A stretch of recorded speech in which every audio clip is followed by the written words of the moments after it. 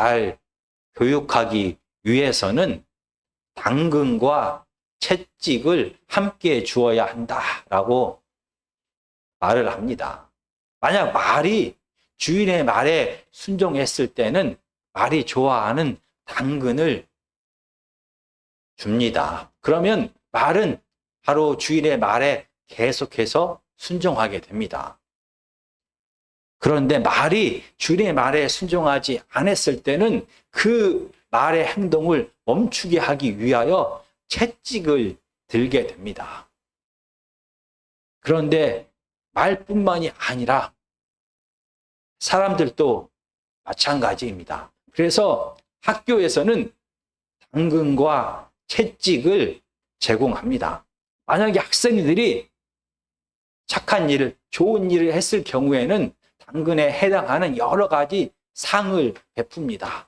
그리고 만약에 학생이 옳지 못한 일을 했을 경우에는 채찍에 해당하는 여러 가지 벌을 주게 되는 것입니다. 오늘 본문에서 제자들은 자기들이 상상할 수 있는 가장 최고로 무서운 채찍을 받게 됩니다. 먼저 마가복음 9장 42절을 천천히 함께 읽도록 하겠습니다. 9장 42절만 읽도록 하겠습니다. 시작. 또 누구든지 나를 믿는 이 작은 자들 중 하나라도 실족하게 하면 차라리 연자 맷돌이 그 목에 매여 바다에 던져지는 것이 나으리라. 아멘. 오늘 하나님의 말씀은 백성들에게 예수님께서 하신 말씀이 아닙니다. 예수님의 제자들에게 하신 경고입니다. 이 실족하다라는 이 말은 죄를 짓게 하다, 넘어지게 하다, 결국 예수님을 떠나게 하다라는 뜻이 됩니다. 만약에 예수님의 제자라 할지라도 누군가를, 한 사람을 실족하게 하여 그가 믿음에서 떠나게 된다라고 하면 이 제자는 벌을 받게 될 것입니다. 42절에서는 그 사람은 차라리 연자 맷돌을 목에 메고 바다에 던져지는 것이 낫다라고 말합니다. 이 연자 맷돌은 집에서 주부들이 사용하고 있는 작은 맷돌이 아닙니다. 너무나 큰 맷돌이어서 나귀가 돌려야만 되는 큰 맷돌을 말합니다. 실제로 당시에, 예수님 당시에 로마의 법에 의하면 부모를 살해한 자 또는 로마에 반역한 자는 맷돌을 목에 걸고 바다에 던지는 이런 형벌을 주었다라고 합니다.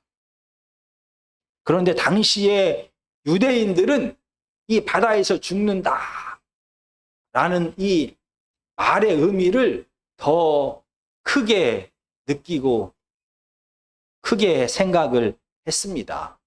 왜냐하면 유대인들에게 있어서 바다는 그 의미가 다릅니다.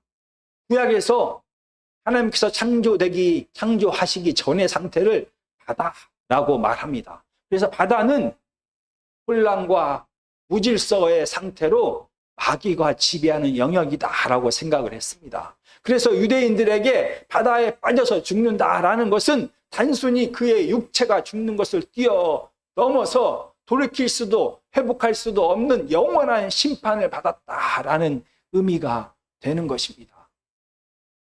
예수님의 제자들에게 예수님의 이 경고의 말씀은 그들이 상상할 수 있는 가장 무서운 심판의 말씀을 들은 것이 되는 것입니다. 한 사람을 넘어지게 하는 자, 그래서 그가 예수님으로부터 멀어지게 한 그 사람이 받는 이 형벌에 대하여 예수님은 반복해서 강조하고 있습니다. 43절부터 제가 읽어보겠습니다. 만일 내 손이 너를 범죄하게 하거든 찍어버리라. 장애인으로 영생에 들어가는 것이 두 손을 가지고 지옥 꺼지지 않는 불에 들어가는 것보다 나으니라. 만일 내 발이 너를 범죄하게 하거든 찍어버리라. 다리 저는 자로 영생에 들어가는 것이 두 발을 가지고 지옥에 던져지는 것보다 나으니라. 만일 내 눈이 너를 범죄하게 하거든 빼버리라. 한 눈으로 하나님의 나라에 들어가는 것이 두 눈을 가지고 지옥에 던져지는 것보다 나으니라. 거기에서는 구더기도 죽지 않고 불도 꺼지지 아니하느니라. 한 영혼을, 한 사람을 실족하게 하여, 넘어지게 하여 믿음의 공동체에서 떨어지게 한 그 죄가 얼마나 무서운지를 예수님은 지옥이라는 단어를 3번이나 반복하시면서 강조했습니다. 한 사람을 실족하게 하여 예수님에 대한 믿음에서 떨어지게 한 그 사람은 영원히 꺼지지 않는 지옥불에 던져지게 될 것이다 라고 예수님은 다시 한번 강조했습니다. 그런데 이 작은 자, 이 한 사람을 넘어지게 하고 믿음에서 떨어지게 한 그 죄가 얼마나 크길래 도대체 제자들조차도 영원한 심판을 받아야 하는 것입니까? 왜 이렇게 이 한 사람이 중요하다고 예수님은 말씀하고 있습니까? 9장 37절에 보면 이렇게 말합니다. 누구든지 내 이름으로 이런 어린 아이 하나를 영접하면 곧 나를 영접하며 누구든지 나를 영접하면 나를 영접함이 아니요 나를 보내신 이를 영접함이니라. 당시의 어린 아이는 숫자에도 들어가지 않는, 전혀 중요하지 않는, 아무런 쓸모가 없는 존재라고 생각을 했습니다. 그런데 마가복음 9장 37절에서 이렇게 전혀 중요하지 않는, 아무런 쓸모가 없는 어린 아이를 예수님은 자신과 동일시했습니다. 그 어린 아이가, 그 쓸모없는 자가 바로 예수님 자신이다라고 말하고 있습니다. 그래서 사람들 보기에 아무런 쓸모가 없어 보이는, 중요하지 않은 이 지극히 작은 자 한 사람을 사랑하고 섬기는 것은 예수님을 사랑하고 섬긴 것과 같다라고 말합니다. 그리고 이 사람들 보기에 중요하지 않은 것 같은 이 한 사람을 사랑하고 섬긴 것은 예수님을 섬긴 것이고, 또한 예수님을 보내신 하나님을 인정하고 하나님을 환영한 것이다 라고 말하고 있습니다. 그렇다라고 하면 사람들 보기에 별거 없어 보이는, 쓸모없어 보이는 이 한 사람을 실족하게 하여, 넘어지게 하여 그 사람이 예수 그리스도에서 떠나게 만들었다라는 것은 단순하게 그 사람에게 죄를 지은 것이 아니라 바로 하나님을 거부한 것이 된다는 것입니다. 하나님을 반역한 것이 된다는 것입니다. 그래서 하나님을 거부하는 자, 하나님을 반역한 자는 영원한 불의 심판을 받는 것이 너무도 당연합니다. 이렇게 비록 제자라 할지라도 사람들 보기에 쓸모없어 보이는 지극히 작은 자 한 사람을 넘어뜨리게 하고 그가 실족하여서 믿음에서 떠나게 하는 것은 그 사람을 향한 죄뿐만이 아니라 하나님을 배신한 형벌이다라는 것을 오늘 본문에서 사용되고 있는 이 지옥이라는 단어를 통하여 우리는 다시 한번 확인할 수가 있습니다. 이 지옥이라는 말은 구약의 흰놈의 골짜기라는 이 단어에서 비롯됩니다. 이 흰놈의 골짜기는 하나님의 백성이 이 골짜기에서 우상 숭배를 했습니다. 심지어 하나님의 백성이 이 골짜기에서 사람을 불에 태워서 제사 드렸습니다. 자기의 가장 소중한 아들까지 불에 태워서 제사를 드리면서 승리와 번영을 원했습니다. 그 결과 하나님은 이 흰놈의 골짜기를 심판하셨습니다. 그래서 흰놈의 골짜기는 구약 성경에서 하나님의 심판과 저주와 죽음을 뜻하는 말이 되는 것입니다. 바로 한 사람을 넘어지게 하는 자, 한 사람을 믿음에서 떠나가게 하는 자는 단순하게 한 사람에 대한 형벌이 아니라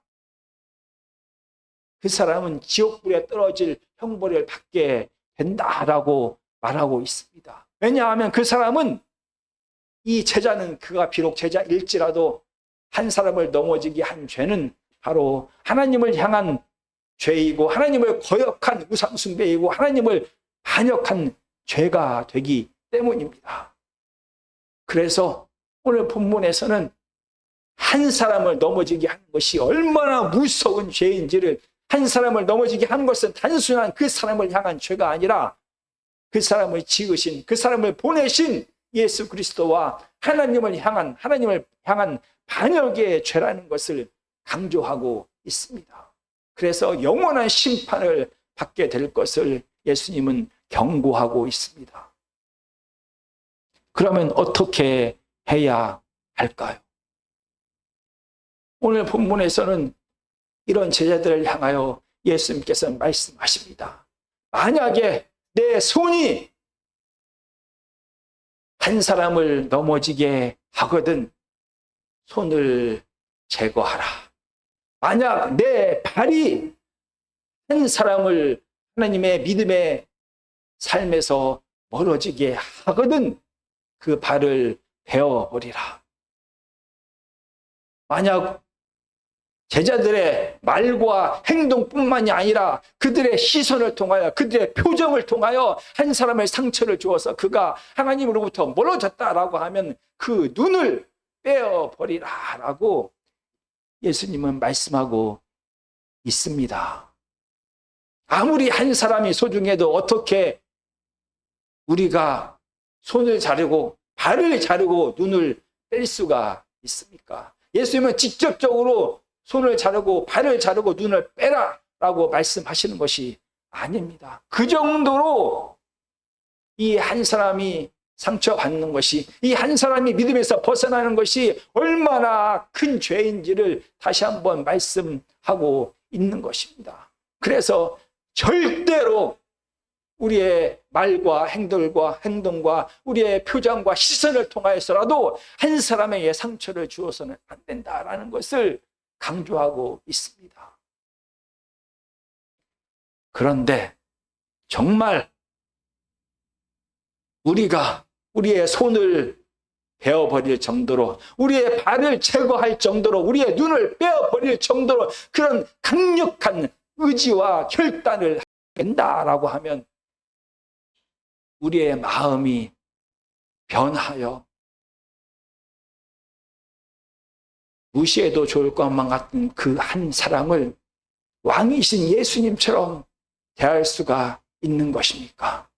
정말 우리가 우리의 눈과 우리의 손과 발을 제거할 정도의 결단과 의지를 갖는다라고 하면 우리의 마음이 변하여 한 사람을 있는 그대로 사랑하며 섬길 수가 있는 것입니까?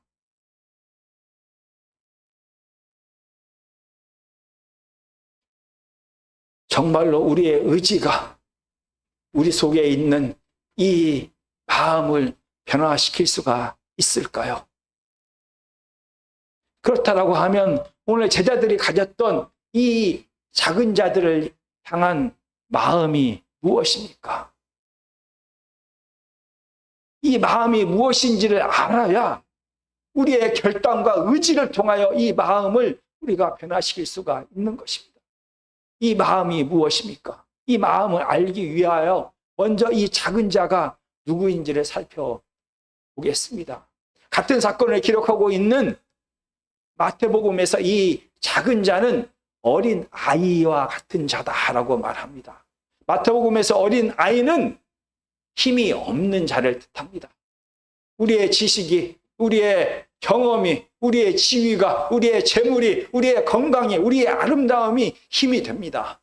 그런데 어린아이는 세상 사람들이 말하는 이런 힘이 없는 자들을 어린아이다라고 말합니다. 그런데 마가복음에서는, 오늘 본문의 마가복음에서는 다릅니다. 구체적으로 이 어린아이가 누구인지를 바로 앞에 38절에서 설명하고 있습니다. 38절을 제가 읽어보겠습니다. 요한이 예수께 여짜오되 선생님 우리를 따르지 않는 어떤 자가 주의 이름으로 귀신을 내쫓는 것을 우리가 보고 우리를 따르지 아니함으로 금하였나이다. 요한을 포함한 제자들이 이렇게 말합니다. 우리가 어떤 자를 보았습니다. 그런데 이 어떤 자는 예수님께서 먼저 택하신 12 제자에 속하지 않는 자가 분명합니다. 이름도 없는 이 어떤 자가 귀신을 내쫓는 것을 우리가 보았습니다. 비록 그가 예수 그리스도의 이름으로 귀신을 내어 쫓을지라도 우리를 따르지 않기 때문에 우리가 그 능력을 행하는 것을 금하였습니다. 라고 말합니다. 바로 이 어떤 자가 오늘 본문에서 말하는 작은 자입니다. 이 어떤 자는 먼저 선택을 받지 않은 자입니다. 예수 그리스도의 12 제자에 속하지 않는 자입니다. 그러나 하나님 나라를 위하여 예수 그리스도의 능력을 인정하고 하나님 나라를 위하여 일하고 있는 자입니다. 그런데 왜 제자들이 아무리 자기와 달리 12 제자에 속하지 않았다 할지라도 그들이 서기관과 달리 예수님의 권세를 인정하면서 예수님의 이름으로 하나님 나라를 위하여 일하고 있는데 왜 이 귀한 사역을 금지했습니까? 지금 제자들의 상황은 최악입니다. 예수님이 없을 때 9명의 제자들은 예수님께서 능력을 주셨음에도 불구하고 귀신을 내쫓지 못했습니다. 서기관과 많은 백성들 앞에서 제자들은 망신을 당하게 되었습니다.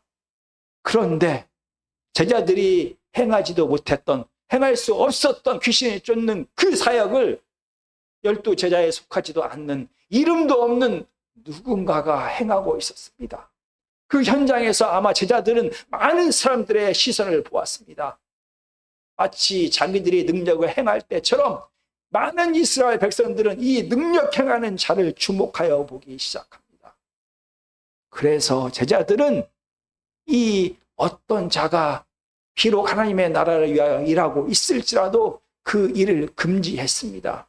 왜냐하면 예수님 때문에 받는 이 권세를, 이 권능을, 이 권력을 이름도 없는 그 자와 나눌 수가 없습니다. 이름도 없는 그 자에게 빼앗길 수가 없는 것입니다. 제자들은 예수님 때문에 권세를 얻게 되었습니다. 힘을 얻게 되었습니다. 많은 사람들이 그들을 주목하기 시작했습니다. 그런데 이 권세를 어느 누구와도 나누고 싶지 않습니다. 어느 누구에게도 빼앗기기 싫습니다. 심지어 이 권세를 예수님께서 주셨음에도 불구하고 예수님조차도 이 권세를 빼앗아 가는 것을 막았습니다. 그래서 제자들은 예수님이 죽음과 고난의 십자가의 사역에 대하여 이야기하는 것을 계속해서 거부하고 있는 것입니다. 어느 누구에게도 이 권력을, 이 힘을 빼앗기지 않을 것입니다. 스스로가 하나님 되려고 하는 이 힘, 이 권력을 나눌 수가 없습니다. 이 권력을 향한 스스로가 하나님 되려고 하는 이 욕망이 제자들로 하여금 이 어떤 자, 이름도 없는 이 한 사람의 행동을, 한 사람의 기적의 역사의 현장을 막았습니다.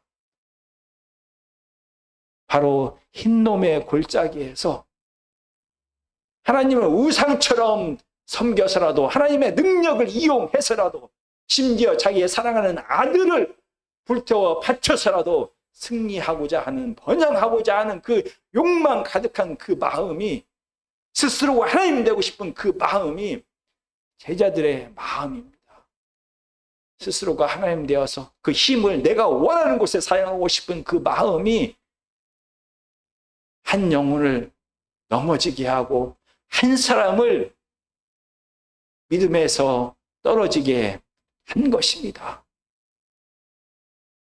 자기의 아들조차도, 자기가 믿는 하나님조차 우상처럼 여기게 하는 이 권력을 향한, 힘을 향한 이 끝없는 뿌리 깊은 욕망이 과연 사람의 의지와 결단으로 사라질 수가 있을까요?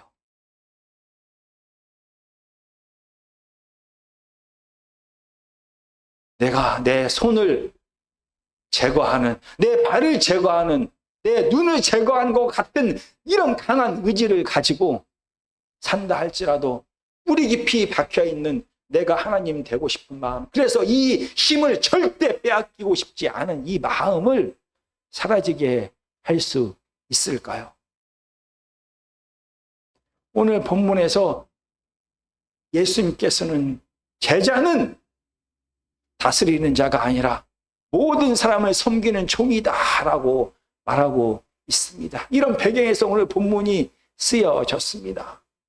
그런데 여전히 우리 마음 속에는 스스로가 하나님 되고 싶은 마음이 가득한데 우리가 모든 사람을 사랑하고 종처럼 섬길 수가 있을까요?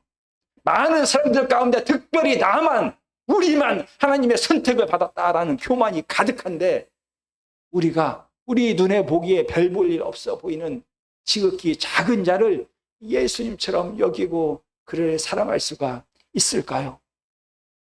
오늘 본문은 특별히 이 어린아이에 대하여 바로 함께 하나님 나라의 사역을 하는 동역자다라고 말하고 있습니다.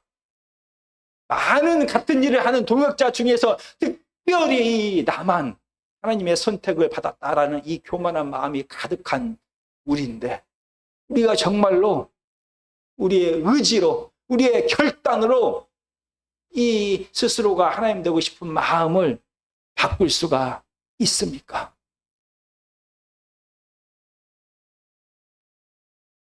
손을 자르고 다리를 자르고 눈을 빼는 결단이 아니라 실질적으로 손을 잘랐다 할지라도, 실질적으로 다리를 잘랐다 할지라도, 실질적으로 눈 하나를 뺐다 할지라도 스스로가 하나님 되고 싶은 이 마음, 어떤 상황 속에서 결코 포기할 수 없는 내가 최고가 되고 싶은 이 마음이 사라질까요? 노름을 하지 않기 위하여 실질적으로 손을 자른 사람 이야기가 있습니다.